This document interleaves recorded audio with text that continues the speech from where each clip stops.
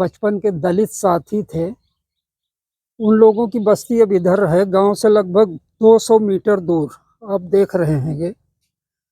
और इस वक्त यहाँ पर बैठे हुए हैं मेरे बचपन के एक साथी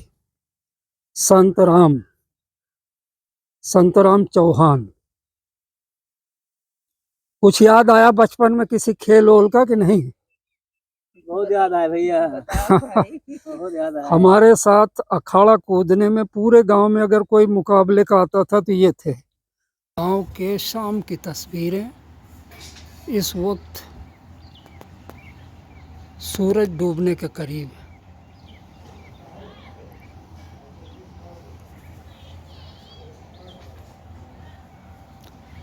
इन पेड़ों के उस तरफ एक और गांव है। खैर छोड़िए, चलिए यहाँ की हरियाली, यहाँ के जंगल, यहाँ की खूबसूरती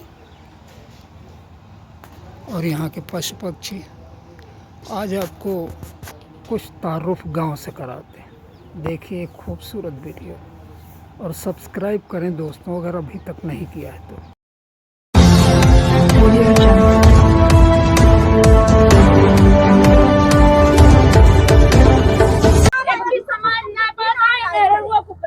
तो सोच बताओ काका खदिया का करे खतिया खेतवा में डलबा। अच्छा डबल उपज होए, समझ में आई? अच्छा उपज डबल होई जे। हाँ। तो यही बतिया काका पहलवा बता देते होते हो। समझ में आ रहा है ना? हाँ काका अब ये समझ बात गए। गाँव लोग के लोगों को समझाओ। देखो भैया गांव वालों, हम तो ठहरे निठ गंवार, आप सब समझदार में नहीं। कूड़ा कचड़ा हिया कहूँ आरी बगल अपने ना डरिए, नहीं तो उसे गंदगी पैदा हुए और फैले। इसे बढ़िया है कूड़ा कचड़ा ले जाए कहूँ अपने खेते में 200 मीटर दूर घर से, बढ़िया 8 से 10 बाई फीट के गड्ढा करें, मंडार के उका पाट दिए। कुछ दिन में वह सड़ गल के खाद बन जे। जब खाद बन जे तो उसे हमका सबका दो फायदा मिले। एक तो ले जाए अपने खेते में डालू तो हमार फसल बड़ा बढ़िया हुए, और दूसर हमार मोहल्ला साफ रहे, हमार वातावरण साफ रहे, और इसके वजह से बीमारी न फैले। और जब बीमारी न फैले तो हम बीमार ना हो। हम तो उठारे निठ गवार, बात तो हमारे समझ में आ गई, शायद आपो लोग के समझ में आ गए हुए।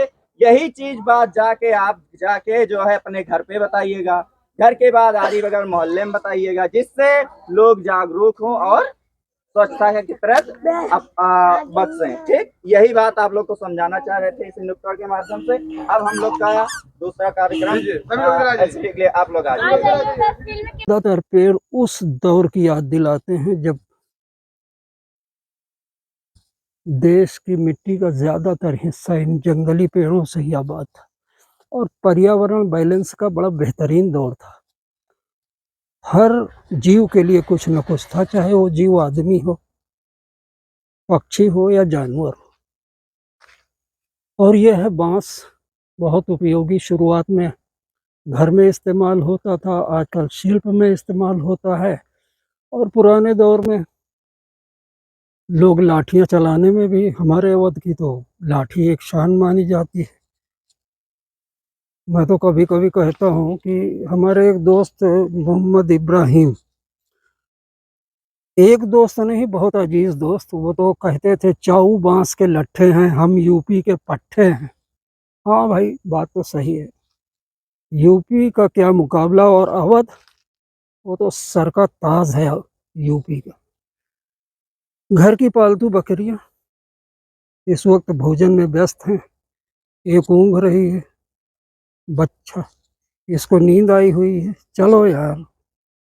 और एक आराम कर रही है, ये खुजाई करने में लगी है, और पास में गाय का एक बच्चा भी है। चलिए जरा इसको भी देखते हैं। और ये बिल्कुल घबराया हुआ नहीं है, इसका मतलब पालतू है, मैंने इसको प्यार किया।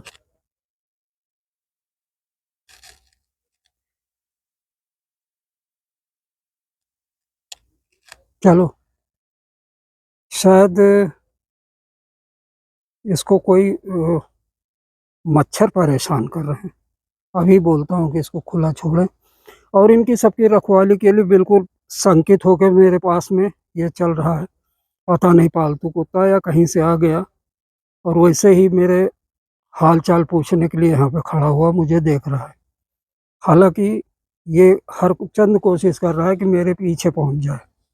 मैं जानता हूं कि पीछे आकर ये पैंट का पांचा खींचेगा या काटेगा, लेकिन मैं इन चीज़ों से डरता नहीं हूँ। ज़िंदगी में कई बार तो कुत्ते काट ही चुके हैं। प्रोटीन से भरपूर ये पौधे खा के और आराम से पचाने के लिए जुगाली कर रहे। नज़र इसकी इस जंगल की तरफ है कि शायद वहाँ से कोई नीलगाय घूमती हुई इधर आ जाए। नीलगायें पालतू गायों को पसंद नहीं करती। कभी-कभी नर नीलगाय अगर ज़्यादा नज़दीक आ गया, हालांकि किसान शाम को इनको अपने घर में सुरक्षा में बांधते हैं, लेकिन अगर ये खुला छोड़ दें तो नर नीलगाय जो बड़ी-बड़ी सींगों से लैस होते हैं, गले में उनके दाढ़ी लटकती रहती है और बड़े खूंखार होते हैं। आदमी और जानवर किसी को पसंद नहीं करते हो। वो जानते हैं कि जहाँ इंसान है, उनकी सल्तनत का दायरा इंसानों के बढ़ता जाएगा और जानवरों की सल्तनत का दायरा उनके अपने परिवेश उजड़ते जाएंगे। वो पसंद नहीं करते किसी भी तरह से। ये देखिए एक नई चीज दिखाता हूँ आपको।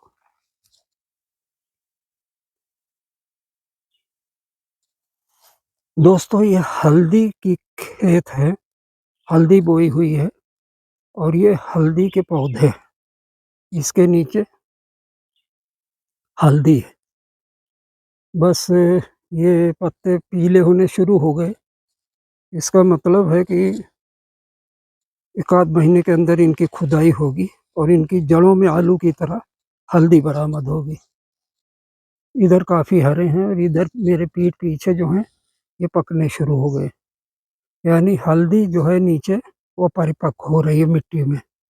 यही है मिट्टी हम यहाँ की अवध की विश्व विख्यात जरखेज मिट्टी, जो साहित्यकारों को उर्वरक बनाती है,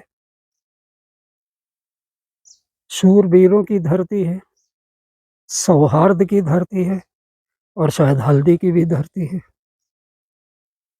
बहुत बड़ा आम का पेड़, करीब 250-300 पेड़ होंगे।